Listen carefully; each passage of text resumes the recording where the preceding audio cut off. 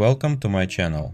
The first spy photos of the restyled crossover have been published online, allowing us to assess a number of significant changes to its appearance.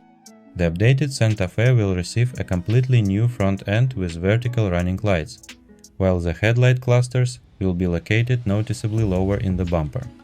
Most likely, the restyled crossover will retain the range of powertrains of the current model. The premiere of the updated Hyundai Santa Fe is expected next year. Thank you for watching. Subscribe to my channel.